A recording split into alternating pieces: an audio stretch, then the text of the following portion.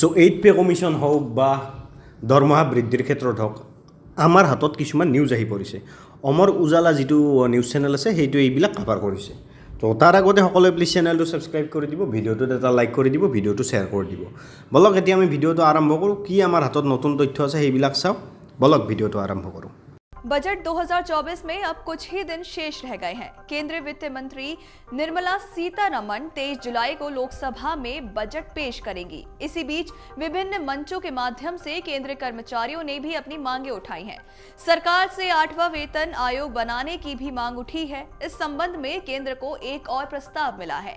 कई कर्मचारी समितियों ने बार-बार केंद्र सरकार से केंद्र कर्मचारियों और पेंशन भोगियों के मूल वेतन, भत्ते, पेंशन और अन्य लाभों को संशोधित करने के लिए 8वां वेतन आयोग बनाने का आग्रह किया है। केंद्रीय सरकारी कर्मचारी और कर्मचारी परिसंघ के महासचिव एसबी यादव ने भारत सरकार के कैबिनेट सचिव को लिखे पत्र में 8वें वेतन आयोग के गठन, पुरानी पेंशन योजना यानी कि ओपीएस को बहाल करने, 18 महीने के महंगाई भत्ते को जारी करने और कर्मचारियों और पेंशन भोगियों को राहत देने की भी मांग की है।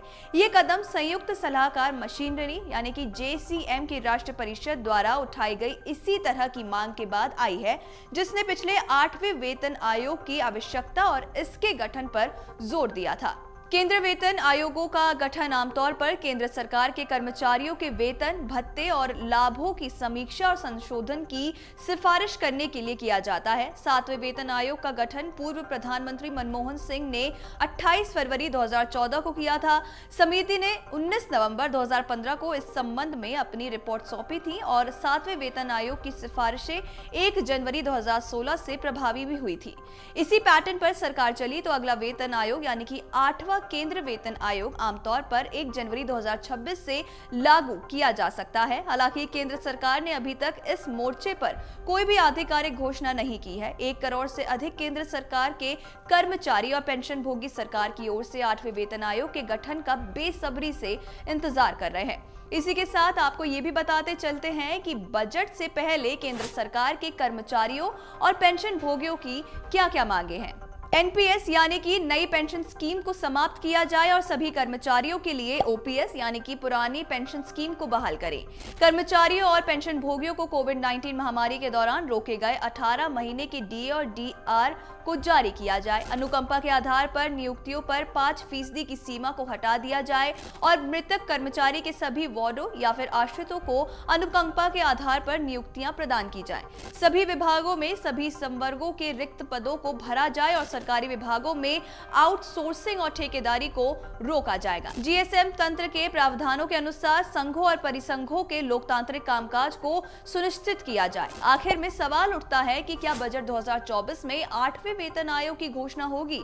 तो इस सवाल के जवाब में सिंघानिया एंड कंपनी की पार्टनर रितिका नैयर का कहना है कि चूंकि ये बजट पीएम मोदी की सरकार के लगातार तीसरे कार्यकाल के लिए लौटने के बाद पहला है और वेतन आयोग की समय सीमा भी निकट आ रही है, इसलिए मध्यम वर्ग के राजकोषीय हित पर कुछ आवश्यक ध्यान केंद्रित करने के लिए सरकार कम से कम इस दिशा में अपनी तैयारी शुरू कर सकती है। 8वें वेतन आयोग के आने से अर्थव्यवस्था को बढ़ावा मिल सकता है, लेकिन इससे सरकारी वित्त पर भी दबाव बढ़ेगा। आपको बताते चले कि कर्मचारी संगठन 8वें वेतन आयोग की जोरदार वकालत कर रहे हैं, लेकिन अभी भी ये तय नहीं है कि आगामी बजट में सरकार नए वेतन आयोग के संबंध में नई औपचारिक घोषणा करेगी। अतीत में भी आमतौर पर नए वेतन आयोग की घोषणा और अमल में लाने के बीच कई वर्षों का अंतर होता है।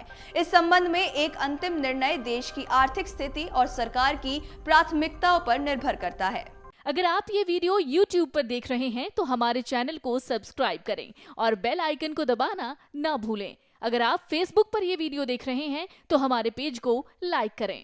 बजट 2024 में अब कुछ ही दिन शेष रह गए हैं। केंद्रीय वित्त मंत्री निर्मला सीतारमण 23 जुलाई को लोकसभा में बजट पेश करेंगी। इसी बीच विभिन्न मंचों के माध्यम से केंद्रीय कर्मचारियों ने भी अपनी मांगे उठाई हैं। सरकार से 8वां वेतन आयोग बनाने की भी मांग उठी है। इस संबंध में केंद्र को एक और प्रस्ताव मिला है। कई कर्मचारी समितियों ने बार-बार केंद्र सरकार से केंद्र कर्मचारियों और पेंशन भोगियों के मूल वेतन, भत्ते, पेंशन और अन्य लाभों को संशोधित करने के लिए 8वां वेतन आयोग बनाने का आग्रह किया है। केंद्रीय सरकारी कर्मचारी और कर्मचारी परिसंघ के महासचिव एसबी यादव ने भारत सरकार के कैबिनेट सचिव को लिखे पत्र में 8वें वेतन आयोग के गठन, पुरानी पेंशन योजना यानी कि ओपीएस को बहाल करने, 18 महीने के महंगाई भत्ते को जारी करने और कर्मचारियों और पेंशन भोगियों को राहत देने की भी मांग की है।